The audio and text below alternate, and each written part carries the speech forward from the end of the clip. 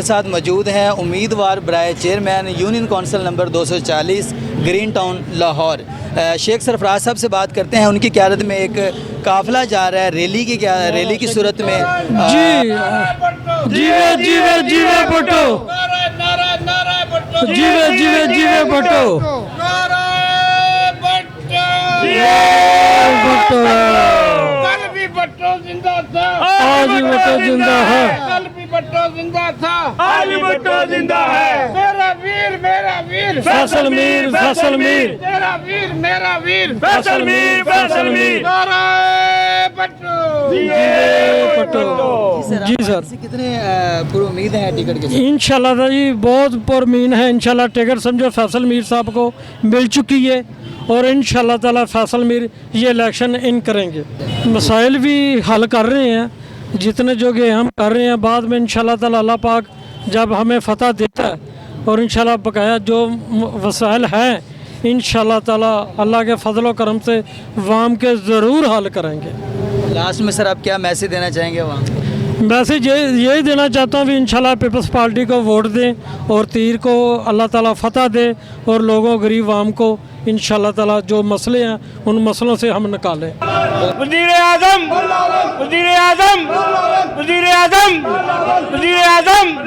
इंशाअल्लाह जी अल्लाह के हुक्म नाल कि इंशाअल्लाह कामयाबी साडी है, फैसल मीर दी, बिलावल साहब दी कामयाबी है। पूरा असीं इंशाअल्लाह कि पंजाब पूरे दे विच भाजी असीं इंशाअल्लाह तैयार रेडी आ। इंशाअल्लाह असीं अपनी जदोजहद पूरी कीती होई है। इंशाअल्लाह अल्लाह के हुक्म नाल तुसीं गली महल्ले च भी किसी नूं पुछोगे तो इंशाअल्लाह अल्लाह के हुक्म नाल कि पाकिस्तान पीपल पार्टी बिलावल भुट्टो साहब इंशाअल्लाह। और जेड़ा है ये नून लीग दा गढ़ समझा जाता है, क्या शिकस्त दे सकोगे? तीर चल जाएगा लाहौर? इंशाअल्लाह जी इंशाअल्लाह चलेगा। तुसीं ये भी वेखिआ कि नून लीग ने कीता की है, होया की है। जेड़ा आया ਜਦੋਂ ਸਾਡੇ ਤੇ मुसीबत बनी मार के छाल बाहर दौड़ ਜਾਂਦੇ ਨੇ। ਸਾਡਾ ਹੀ ਕੰਮ ਹੈ ਮੀਆਂ ਸਾਹਿਬ ਨੂੰ ਇੱਥੇ ਬੁਲਾ ਕੇ ਲਿਆਉਣ ਦਾ।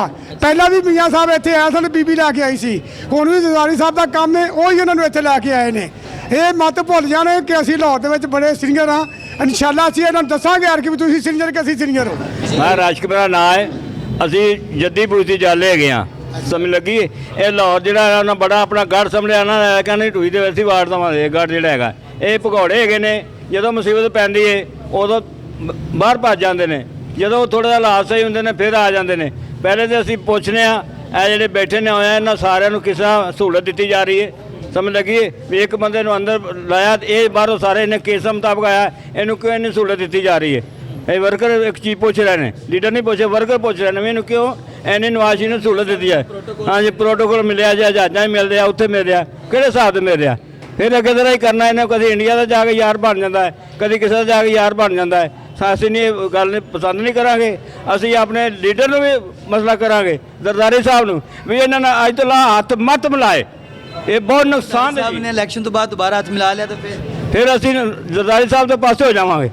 वर्कर कह रहे हैं जरदारी साहब को असी बहुमत तब्दील करने भी वो नवाज शरीफ ने हाथ ना मिलावे, बिल्कुल ना मिलावे। अल्लाह खैर करेगा, हाथ मिला लिया तो जो वर्कर चाह रहे हैं वो भी लगे जाएंगे।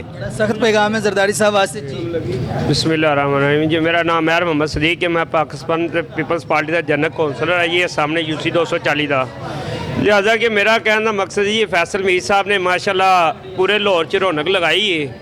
तो माशाल्लाह फैसल मीर साहब की क्यादत असी अज मार रोड पर जा रहे हैं। तो जनाब अली अज का प्रोग्राम असी इंशाल्लाह कामयाब करके दसांगे कि असी लाहौरी हाँ, गवाल मंडी के रहने वाले असी। तो इंशाल्लाह असी लाहौर को कामयाब करांगे। पीपल्स पार्टी इंशाल्लाह अपनी सीटा कटेगी। तुसी जनरल कौंसलर हो तो तुहानू पता होएगा कि पीपल्स पार्टी इस वक्त लाहौर दे विच कितनी मजबूत है। देखो जी पीपल्स पार्टी इंशाल्लाह अल्लाह ने बेहतर किया तो इंशाल्लाह बहुत अच्छी पोजीशन मारेगी। तो मेरा ख्याल है कि नून लीग वाले जी सोच रखते हैं कि लाहौर साडा गवाल मंडी दे भी ने तो असी भी हाँ। कहते ना लवार तो लवार ही होंगे ने, तो फिर राई तो राई होंगे ने। तो इंशाल्लाह असी राई हाँ, तो असी गज वज के दसांगे लवारां नूं कि किवें काम पाकिस्तान पीपल पार्टी करती है, शेयर करता है। तीर चलेगा इंशाल्लाह अल्लाह दे हुक्म नाल। वज़ीर आज़म, वज़ीर आज़म, वज़ीर आज़म, वज़ीर आज़म।